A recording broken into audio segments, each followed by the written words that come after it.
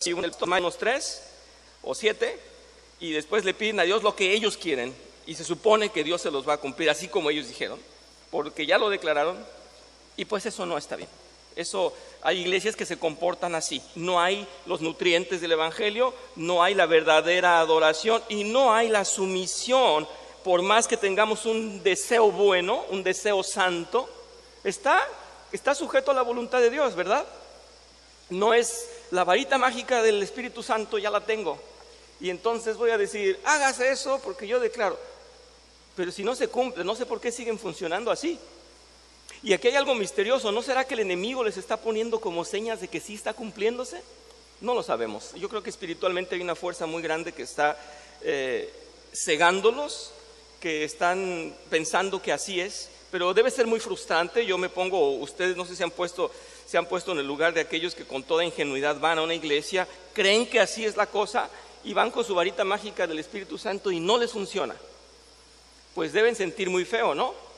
Una, que Dios no los quiere, que Dios de plano no existe, o que no supieron orar, o que no supieron hacer como los demás hacen, porque el testimonio de muchos es que nomás ordenan y se hace. Y es una tragedia, para mí es una tragedia porque están mintiéndole a todo el mundo. Dijo un gran predicador, un estudioso del siglo XIX, se llamaba Alexander McLaren, y dice, no es una prueba para descubrir a los herejes, más bien para desenmascarar, aquellos que son hipócritas. Lo que está diciendo es que en realidad ya sabemos que hay muchos herejes, pero es grave que alguien diga, sí, a mí se me cumple todo lo que yo digo. Es una hipocresía, esa es una mentira. Dios no puede cumplirte todo lo que tú ordenas y todo lo que tú declaras, eso no está escrito en la Biblia. Tal vez alguien tomó un versículo y lo malinterpretó y lo está predicando como lo está oyendo, lo está sacando de contexto incluso. Hay una frase que dice que todo texto fuera de contexto es un buen pretexto para inventarse lo que uno quiere, porque ahí dice en un rincón, sí, pero el global del texto no dice eso, pero ese trocito dice lo que yo quiero que diga. Bueno, ahí está el problema de la mala predicación. Bueno, hoy nos dice cómo podemos identificarlos, cómo pudiéramos saber. No es nada más una cuestión de una enseñanza mala, sino que es todo un culto, toda una tradición de hacer las cosas mal. En la semana yo compartí, ahora que es tan fácil compartir algún texto, pero hay un texto muy bueno de Jeremías en donde dice que maldito el hombre que hace cultos a la muerte o a los muertos. Y una amiga que es católica y es muy amable, muy buena persona, pero me dice, los católicos sí recordamos a los muertos, pero no les hacemos culto. ¿Cómo le explicas que un altar es un culto y que poner sus fotografías con veladoras es un culto? Que eso está maldecido por Dios, que eso no es agradable a Dios. ¿Cómo podemos decirle, mira, tienes que darle una clase de teología y romper con su amistad, porque al siguiente día pone, qué hermosas son nuestras fiestas, y pone un montón de estas flores naranjas con veladoras y sin pasuchitl? Gracias por la corrección y la educación. Ay, qué espanto, ¿verdad? Qué espanto, pero estamos siempre con el riesgo de estar haciendo una adoración que no ama a Dios, que no aprueba a Dios. Y pues como decía yo, entonces viene como una tradición de culto que ya se impuso desde un principio. Esto tendría mucho contexto, pudiéramos hablar tanto, yo pudiera por aquí tomar otra vertiente, que no la voy a hacer, pero sí voy a comentarla. Cuando la iglesia romana, trayendo la tradición católica, llegó a América, se encontró con que había cultos a los dioses, a las deidades que las culturas primitivas habían ya cimentado.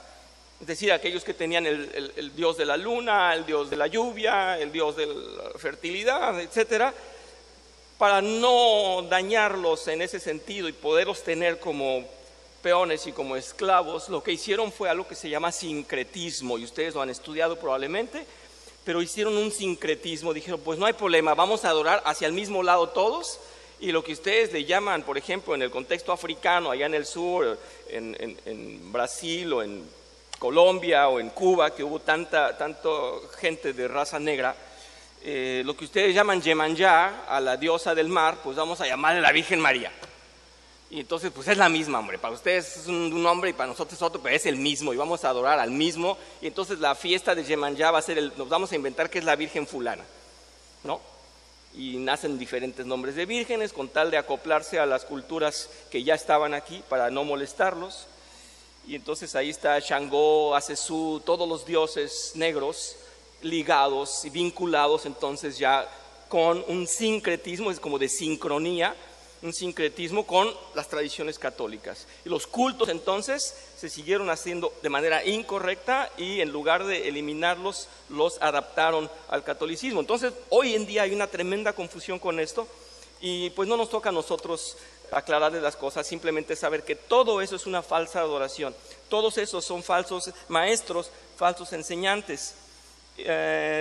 Una reflexión muy profunda sería irnos al principio, al origen. ¿Quién sería el primer engañador, el primer falso maestro, el primero que negó el mensaje de Dios? El diablo, muy bien, en forma de, qué fácil.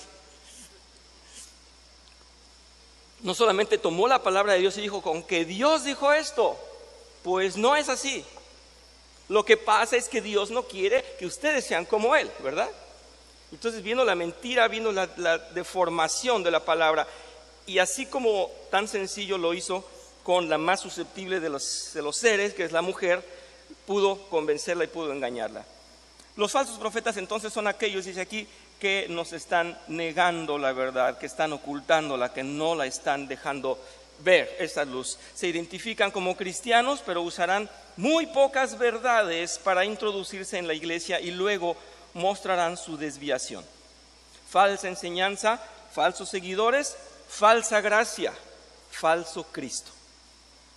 No puede ser así. No puede ser que el mismo Cristo haya enseñado dos cosas diferentes, que a unos los salve por gracia y que a otros por todos los actos de cultos que hagan. No es así. El mismo Cristo no puede decir dos cosas diferentes. Por lo tanto, el que no esté apegado a la palabra de Dios es un falso profeta. Pero que mira qué carismático y cuántas cosas bonitas nos dice, pero no está escrito eso en la Biblia. Esta palabra de Jeremías que les estaba yo comentando, donde anuncia que no se le debe hacer culto a los muertos, pues eso acabaría con un montón de degeneración que hay en día, pero van a decir, bueno, es que el padrecito dijo que sí. Bueno, es que el Papa no lo ha prohibido. Si el Papa no lo ha prohibido es que debe ser, dirían los católicos, ¿verdad? Es que podemos hacerlo. Es porque no han frenado la mentira, que son culpables. Así lo tenemos que decir, son culpables. Si alguien, dice, se subiera al púlpito y pareciera que dudase de la existencia de Dios y negara la divinidad de Cristo y los milagros, de inmediato uno diría que es un hereje. Esto no está difícil, eso cualquiera lo puede detectar. No hay nada de sutil, es algo muy burdo. Que alguien llegue, se presente y diga, Dios no existe, vamos a ver por qué hay un Dios, tal vez no haya un Dios. Eso sería muy evidente y dirían, ese es un falso maestro. Pero lo que Jesús está diciendo es que serán muy poco evidentes, que vendrán disfrazados, que será muy sutil y que al que pensamos que sí es, de pronto le descubrimos que no es, que nos ha llevado por el engaño. Voy a extenderme en algo muy valioso dentro del Evangelio que estaba citando Lupita, nuestra hermana, la semana pasada. Es la segunda carta de Pedro, capítulo 2, y es aquí donde se habla muy, muy directamente. Pedro insiste de una manera muy, muy clara. Vamos a leerlo, por favor. No lo tenemos para ustedes, pero vamos a comentarlo. El apóstol Pablo nos dice que estas personas son, el apóstol Pedro, se van a venir, van a presentar a nosotros muy discretas, muy disfrazadas, y nos da toda una explicación. En el pueblo, dice así en 2 de Pedro 2, versículos del 1 al 3. En el pueblo hubo falsos profetas. Está hablando en el pasado, en el Antiguo Testamento, en los primeros tiempos. En el pueblo hubo falsos profetas, también entre ustedes habrá falsos maestros, que encubiertamente introduzcan herejías destructivas, al extremo de negar al mismo soberano Señor que los rescató. Ustedes mismos van a llegar a negar con esos falsos maestros a aquel Señor que los rescató. Voy a hacer una aclaración en el contexto de profetas y maestros. Ya dijimos la semana pasada que El profeta era aquel que anunciaba la voz de Dios. Y en un principio, cuando no estaba escrita la Biblia, pues era necesario que toda la historia fuera anunciada por los profetas. Y se fueron cumpliendo todos los anuncios de los auténticos profetas. Al día de hoy ya no vamos a anunciar algo nuevo porque ya está escrito. Así es que el contexto de la palabra cambia. Cuando ya estamos en el Nuevo Testamento, ya cambia porque ya se cumplieron las cosas y ahora simplemente somos maestros. Ustedes y yo tenemos una misión profética, no seremos los que anuncian cosas nuevas que no hayan estado escritas en el Evangelio, pero sí somos profetas en el sentido que llevamos el Evangelio. Estamos de acuerdo, ¿verdad? Llevamos el Evangelio ya revelado, no vamos a dar un mensaje diferente. Incluso es importante citar que el apóstol Pablo dice, si alguien viniera, incluso nosotros, a darles otro Evangelio, ¿qué dice? Maldito sea, será anatema. Y entonces por eso hace la diferencia el apóstol Pedro y dice, hubo falsos profetas, habrá falsos maestros. Ya le cambia el sentido en el griego, en el idioma griego. Y dice, esto a ustedes les va a traer una pronta destrucción. Muchos van a seguir a esos falsos maestros, y sus prácticas vergonzosas. Oigan bien, va a haber incluso hasta vergüenza por eso. Y por causa de ellos se difamará el camino de la verdad. Es decir, se va a degradar, se va a manchar. El versículo 3 dice, llevados por la avaricia, y aquí está centrándose en el interés carnal y por el interés sensual. Después voy a explicar esto, pero dice, llevados por la avaricia, estos falsos maestros se aprovecharán de ustedes con palabras engañosas.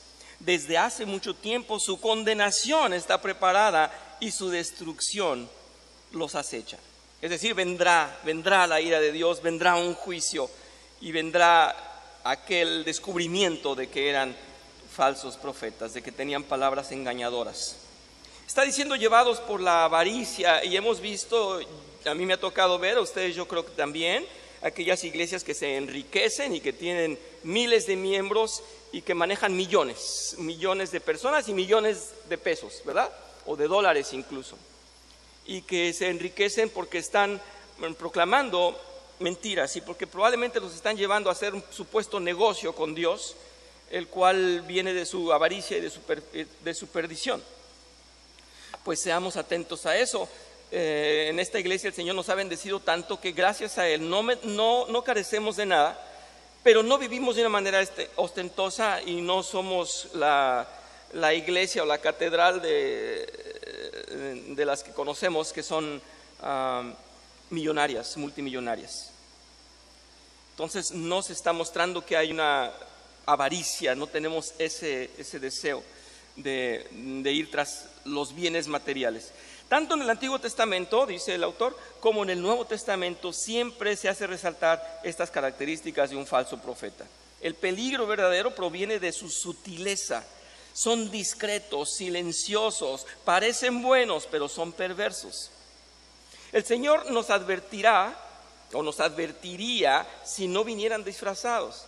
Como les he dicho antes, sería muy fácil detectar a alguien que libremente dice Dios no existe, o libremente como la secta de los testigos de Jehová, que dicen, bueno, Jesús era un profeta o Jesús era un anunciador, pero no era Dios, no hay deidad en Cristo. Es muy fácil identificarlos, pero no todos vienen así. Dice, estos vienen disfrazados. Habrá iglesias que parezca que están bien. El Señor no nos advertiría si no fuera así. El cuadro que debemos tener presente, por lo tanto, debería ser más bien este. Un falso profeta es alguien que viene a nosotros, al principio tiene un buen aspecto, que parece que está anunciando ser de Dios. Es agradable, placentero, parece que Dios lo está iluminando, es más, parece un buen cristiano, pero no está diciendo totalmente la verdad. Y si no está hablando de la plenitud de la verdad, está ocultando lo que es en realidad el Evangelio. A mí me gustaría saber si hay en ustedes algún testimonio de falsos profetas que hayan identificado a través de su carrera bíblica o de su crecimiento espiritual. Sería bueno comentarlo porque es el momento. Si no, seguimos diciendo, su enseñanza en general está muy bien. Utilizan términos que cualquier cristiano puede utilizar. Acerca de Dios, hablan de Jesucristo, hablan de la cruz, enfatizan el amor de Dios, parecen decirlo todo lo que un cristiano puede decir, pero en el fondo su intención no es llevarlos a Cristo, ni de hincarse ante su cruz, sino de vanagloriarse. Obviamente lleva vestimenta de oveja y su manera de vivir parece armonizar con los cristianos. En consecuencia, nadie va a sospechar en un principio hasta que le observen bien. Y es lo que nos está diciendo, obsérvenlos bien, está diciendo el Señor en el Sermón del Monte. No hay nada que nos despierte incomodidad. Lo ha predicado aquí de hermano Manuel, lo hemos dicho, los líderes estamos en constante vigilancia por todos ustedes, por toda la iglesia. Debemos estar en constante vigilancia. ¿Qué hay pues de malo o qué pudiera ser malo si un cristiano, si un maestro no está enseñando bien? Bueno, pues esta persona no está enseñando el origen del hombre, que es pecaminoso, la desconfianza que tenemos que tener a los impulsos del corazón y la dependencia de Dios y su Espíritu en todo momento. En todo momento. Voy a leer para ustedes Jeremías 14, que nos da un buen texto en los versículos 14 al 16. Dice así en Jeremías: el Señor me contestó, esos profetas han estado profetizando mentiras en mi nombre. Yo no los he enviado, ni he dado ninguna orden, ni siquiera les he hablado. Lo que están profetizando son visiones engañosas, adivinaciones vanas y delirios de su propia imaginación. Por eso así dice el Señor: en cuanto a los profetas que profetizan en mi nombre sin que yo los haya enviado, y que además dicen que no habrá espada ni hambre en este país, ellos mismos morirán de hambre y a filo de espada. Y el pueblo al que profetizan será arrojado a las calles de Jerusalén a causa del hambre y de la espada. No habrá quien los entierre, ni a ellos, ni a sus esposas, ni a sus hijos, ni a sus hijas, y derramaré sobre ellos la calamidad que se merecen. Hay un Dios de ira, que se ha frenado, que ha tenido bastante misericordia, que es tardo para la ira, como nos dice en sus atributos, es tardo para la ira, pero hace justicia. Los testigos de Jehová dicen que no hay ningún infierno, que no hay por qué temer, no hay condenación. Perdón, no sé si la señal es para mí. Ok, gracias. ¿Quieres participar? Muy bien. ¿Pueden ayudarme con el micrófono para Sergio, por favor? Que también nos está ayudando con la traducción. Decir que no habrá justicia. Este texto de Jeremías 14, recuerden, está diciendo sí va a haber justicia. El micrófono es para nuestro hermano Sergio, por favor, Angie. Gracias. Está diciendo sí va a haber justicia. Y aquello que dicen que no habrá, eso les voy a mandar. Dicen que no habrá hambre, les voy a mandar hambre. Dicen que no habrá espada, van a morir por espada. Está diciendo voy a practicar mi ira con ustedes, a ejercerla. Adelante, Sergio, gracias. Gracias, Paco. Hace rato que mencionabas, hace unos minutos, sobre esos falsos profetas. No ha sido de mi experiencia, pero parte de lo que dices que de nosotros como líderes es estar pendientes. Acabamos de ver, mi esposa y yo, el documental de la Iglesia de la Luz del Mundo, y es increíble cómo alguien, una generación, abuelo, hijo, padre, se llaman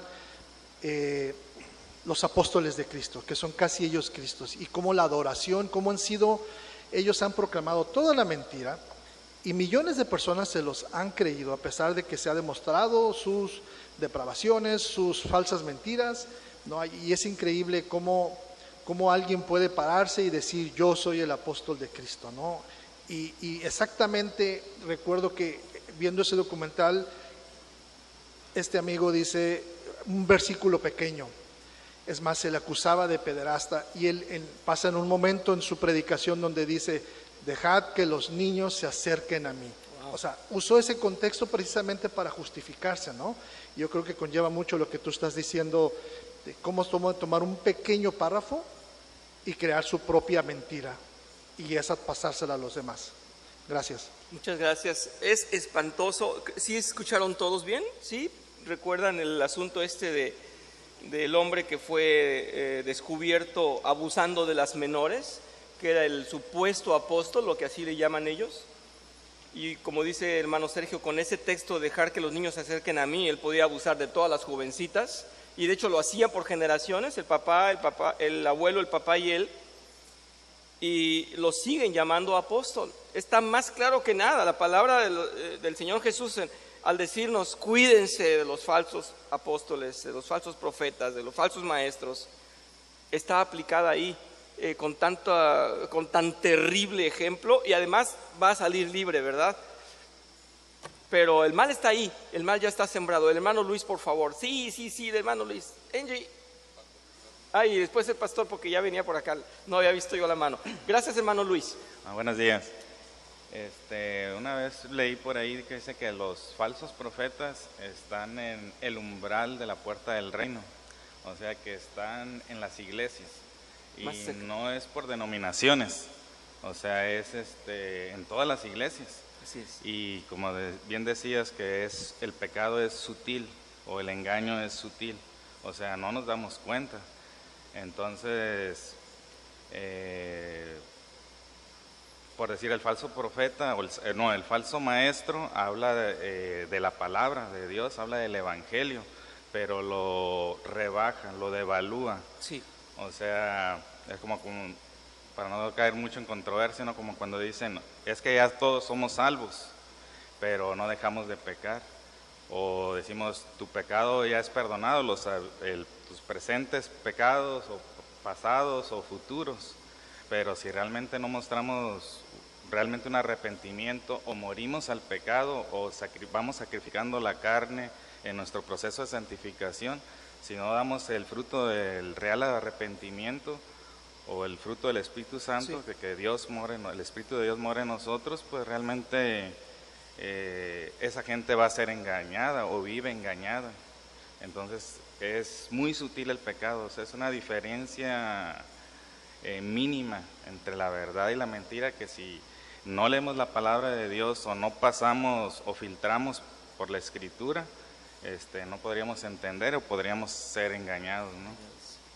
Sí. Bueno, gracias. aunque los verdaderos hijos de Dios no van a ser engañados, ¿no? Claro, pero sí es cierto, ¿verdad? A veces con el cambio de una frase, si no se construye bien, ya quiere decir otra cosa que no es lo que Dios está diciendo. Sí, recordemos que la Biblia en el total hay un solo contexto, y si no queda ahí como pieza de rompecabezas, no es, ¿verdad? Gracias por indicarnos eso. Entonces, la primera frase, me quedo con la primera frase: los engañadores están en el umbral de las puertas del cielo. ¿Es así? Muy bien, de toda su iglesia, todas las iglesias. Así es, gracias. Vamos con el pastor. Me quiero referir al Día de los Muertos, ya que estaba tan cerca y lo mencionaste. Lamentablemente promueve la creencia de que los muertos regresan. De alguna manera, el hecho de que la gente le cocine los platillos favoritos a sus muertos y los ofrezca ahí en el altar, mucha gente considera que van a venir a degustar sus moles o sus chilaquiles o lo que más le haya gustado al muerto, ¿no? Sí. Entonces, nos denota el hecho de que no leen la Biblia, de que están en contra de, como los sincretismos que estabas mencionando, ya que en la Biblia dice que los muertos no van a regresar, no pueden regresar. Los únicos, si llegan a espantar a alguien, pues van a ser los espíritus del mal que andan por ahí dando lata. Entonces, en estas fechas que son tan hermosas, las flores naranjas de cempasúchil, el naranja representa al Espíritu Santo, ya que es la combinación del rojo de Cristo y el amarillo de la luz de Dios. Eso da naranja. Entonces la flores es una magnificencia preciosa de la misericordia de Dios.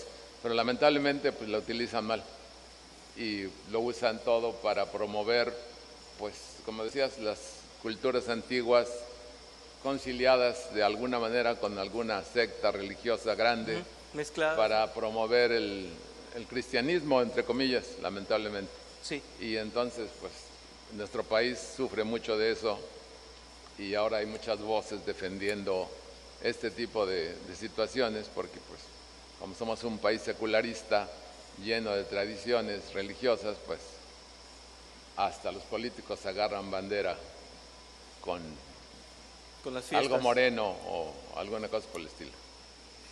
Sí, lamentable. Gracias, pastor. Gracias. Aprecio bastante estos comentarios que son muy centrados en lo que estamos diciendo, y pues pongámosle ojo a todas las cosas que están sucediendo mal, a los malos anunciadores, a los falsos. Entonces dice aquí, hay un peligro muy grande en la sutileza. Pudiéramos decir, no, este sí pasa la prueba, pero si su enseñanza no es correcta, hay un peligro ahí. Y bueno, estamos todos sujetos y deberíamos estar sujetos a que se nos corrija si cometemos algún error, para que la iglesia no se quede con una mala enseñanza. Dice aquí, el falso profeta, perdóneme, estoy un poquito fuera del texto, ya. En Mateo 24 vamos a decir lo que nos dice también el apóstol, Mateo nos está diciendo, después del Sermón del Monte nos está diciendo así, en capítulo 24, versículos del 4 al 5, dice: tengan cuidado de que nadie los engañe. Vendrán muchos que usando mi nombre dirán, yo soy el Cristo, y engañarán a muchos. O sea, no solamente está hablando de falsos profetas, sino que habrá quienes se declaren como el Cristo. Esto ya sucedió con esta secta también, que es los mormones, ¿verdad? Ustedes saben que los mormones declaran que el Señor Jesús vino a Estados Unidos, que andaba tomándose fotos ahí con la Estatua de la Libertad y todo eso ahí, tal vez en Long Island o en algún lugar de esos, no sé, pero que llegó a los Estados Unidos y que hizo una anunciación y que ellos tienen esa profecía nueva. Alguien se proclamó como el Cristo, y hay muchos que se proclaman como el Cristo. Ustedes habrán visto documentales, habrán visto que algún niño da profecías, algún anciano, alguna mujer que sueña cosas y se realizan. Son engaños. En aquel tiempo muchos se apartarán de la fe, nos anuncian en Mateo 24. Muchos se apartarán de la fe. Unos a otros se traicionarán y se odiarán, y surgirá un gran número de falsos profetas que engañarán a muchos. Esta palabra voy a cimentarla, ya que, bueno, si algunos no la comprenden de una manera correcta, la palabra cuando uno renuncia a su fe correcta, la palabra correcta es apóstata, aquel que le da la espalda a la fe, aquel que niega lo que antes creía, aquel que cambia de fe. No es cuando un cristiano peca, como lo estaba comentando nuestro hermano Luis. Cuando un cristiano peca tiene que reflexionar, se duele en su carne, ha sido cambiado, el Espíritu le avisa, se arrepiente, y es necesario un arrepentimiento incluso diario en nuestras vidas. Ese es el auténtico cristiano, pero eso no es apostatar. Hay quienes lo mencionan mal. La apostasía no es pecar, todos pecamos, tenemos carne que es débil y la cuidamos lo más que podemos. Cuando pecamos nos arrepentimos, pero eso ni nos quita la salvación ni nos hace unos no cristianos. Pero el que practica el pecado y el que se goza en él y abandona su fe y niega lo que antes proclamó como verdad, se llama apóstata. Y esto es lo que está, la palabra que en griego estaríamos encontrando aquí en Mateo: muchos se apartarán de la fe, es muchos mostrarán ser apóstatas. Abundan las iglesias y muchas de ellas predican palabras de ánimo, pero no los fundamentos de la fe cristiana. Si no se predica la importancia del pecado, nuestra naturaleza caída, no se puede exaltar a Cristo. Es decir, ¿para qué reconocer la grandeza de Jesús? No es necesario. ¿Para qué comprender que necesitábamos de Él? Si no necesitábamos de Él, no éramos tan malos. ¿Para qué abrazarnos a una cruz? No la necesitábamos, no íbamos a morir. Todo eso es falsedad. La iglesia nos debe encaminar a Cristo y debe recordarnos la relevancia de la gracia inmerecida. Todos aquí podemos decir que bueno, estoy en una hermosa iglesia, qué bueno que hago parte de este abrigo santo, qué bueno que soy parte del pueblo de Dios, pero no lo merecía. No lo merecía. A mí, antes que a ustedes, a mí me extraña estar aquí delante de ustedes. Pero es porque estoy proclamando verdad y porque he sido transformado, no para ser correcto inmediatamente, sino para amar a Cristo, arrepentirme y saber que tan mal estaba y tanto le necesitaba, y me ha recogido, me ha abrigado, y tenemos que hacer esto, proclamar su verdad, proclamar su evangelio, ¿cierto?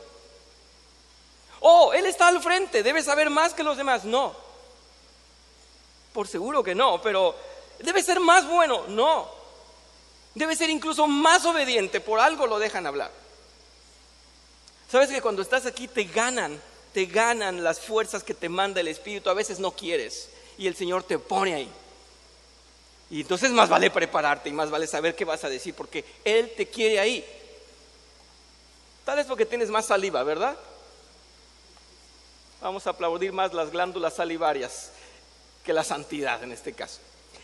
Pero estamos aquí porque el Señor nos trae y porque sabemos que no valemos nada. Estábamos perdidos, estábamos desahuciados, todos aquí desahuciados. ¿Sabemos? ¿Cómo podemos predicar un evangelio? Bueno, yo valgo mucho. Sí necesito un poquito la cruz, sí necesito un poquito a Jesús, porque es un buen maestro. Falsa predicación. Qué horror. Pero podemos estar ahí si no cuidamos cada línea, como decía el hermano Luis. Voy a despedirme con esto de Juan. Solamente lo digo y lo dejamos de tarea. En primera de Juan, la primera carta en capítulo 4, dice así: queridos hermanos, no crean a cualquier espíritu, sino sométanlo a prueba para ver si es de Dios. Porque han salido por el mundo muchos falsos profetas. En esto pueden discernir quién tiene el Espíritu de Dios. Que todo el que confiese que Jesús ha venido en cuerpo humano es Dios.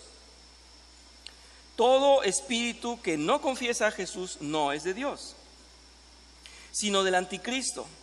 Ustedes han oído que éste viene y efectivamente ya está en el mundo. Ustedes, queridos hijos, son de Dios y han vencido a esos falsos profetas. Porque el que está en ustedes es más poderoso que el que está en el mundo.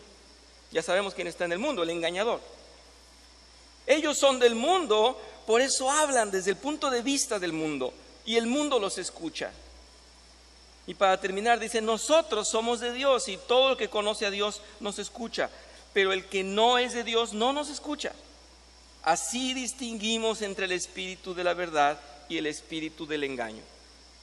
Esto está ligado a aquello que dice el Señor mismo: mis ovejas oyen mi voz. Aquel que no le gusta el verdadero evangelio va a decir: ay, a esa iglesia le falta ánimo. Como que ahí no se desmayan, como que ahí no gritan, como que ahí algo le falta a esa iglesia. Yo no voy a tu iglesia aburrida, se la pasan estudiando. El que oye el evangelio y va a él es porque es de Dios. Mis ovejas oyen mi voz y me siguen, ¿verdad? Vamos a escuchar a hermana Lupita, por favor, si me ayudas, Angie, con eso.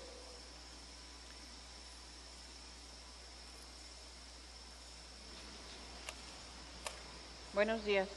Voy a citar el libro de San Judas, apóstol, el capítulo 1, versículos 3 y 4. Bueno, lo voy a citar porque precisamente, ya que venimos a los estudios de martes, los versículos que cité el domingo pasado de Pedro es porque hemos estado viendo en los estudios de martes esta doctrina, no porque yo sea muy capaz de estar con la palabra aquí en la cabeza, sino porque vengo a los estudios. Porque lo acabas de leer, lo acabas de estudiar. Lo acabamos de estudiar. Muy bien, gracias por compartir. Y es importante precisamente venir a los estudios y estar preparados para defender nuestra fe. Así es, gracias. Voy a leer San Judas, capítulo 1, versículos 3 y 4. Amados, por el gran deseo que tenía de escribirles acerca de nuestra común salvación, me ha sido necesario escribirles para exhortarlos a que contiendan ardientemente por la fe que ha sido una vez dada a los santos. Porque algunos hombres han entrado encubiertamente, los que desde antes habían sido destinados para esta condenación, hombres impíos que convierten en libertinaje la gracia de nuestro Dios y niegan a Dios, el único soberano, y a nuestro Señor Jesucristo. Bueno, pues es tan importante venir a los estudios porque adquirimos conocimiento. No tan solamente nosotros leer la Biblia en la casa, pues ya no. Necesitamos que nos expliquen los líderes, los pastores, porque podemos leerla, pero muchas veces no vamos a entender el contexto. Y por eso tan importante pues venir a los estudios. Yo por eso comparto lo que he aprendido, ¿no? O sea, venir a los estudios y es lo que me salta para participar, no porque yo sea una docta de la palabra, sino por los estudios a los que vengo y que están continuamente enseñándonos de los falsos maestros y de los falsos profetas. Gracias. Muchas gracias a ti, Lupita. Sí, entonces nos advierte de ese libertinaje que puede haber si malinterpretamos la gracia, como lo estaba diciendo el hermano Luis. Una cosa es que la gracia nos ha salvado, el Espíritu Santo nos ha sellado, nuestras culpas han sido ahí redimidas, pero no significa podemos pecar libremente. Esa no sería una voluntad de un cristiano auténtico. El cristiano auténtico diría, no quiero pecar, no deseo pecar. ¿Recuerdan el dolor de Pablo en el capítulo 7 que está diciendo, por más que lucho y sufro, mi carne me está traicionando? Tengo que retenerla porque no quiero pecar. Y esa sería la auténtica voluntad de un cristiano, no decir, ya fui perdonado, voy a hacer lo que yo quiero. Bien, pues muchas gracias porque estamos coincidiendo en este contexto, ¿no? De cuidar el Evangelio, cuidar lo que es la gracia y cuidarnos de los falsos maestros. Hay mucho que voy a comentarles todavía en la próxima clase, si Dios quiere. Muchas gracias. Vamos a cerrar en oración, si me acompañan. Padre, te damos tantas gracias de tu advertencia. Gracias porque podemos comentarlo aquí como hermanos, como tu pueblo, avisarnos unos a otros que estamos en riesgo de ser engañados con sutilezas, tal vez no con evidentes proclamaciones contradictorias a tu palabra o con blasfemas muy luminosas, pero con sutilezas que pudiéramos ser llevados a un mal lugar que no sea el camino de tu verdad, a ti que eres Cristo. Te pedimos que nos alientes, que nos ilumines, que nos lleves en tus manos en esa hermosa gracia, que en este servicio seas glorificado y seas honrado y te deleites con este pueblo, Señor, que quiere estar humillado delante de ti. En nombre de Cristo Jesús te lo decimos. Amén. Gracias. Les comento dos cosas. Una, que ya sané de la infección que tenían los ojos, gracias por sus oraciones. La segunda cosa es que los veo muy guapos.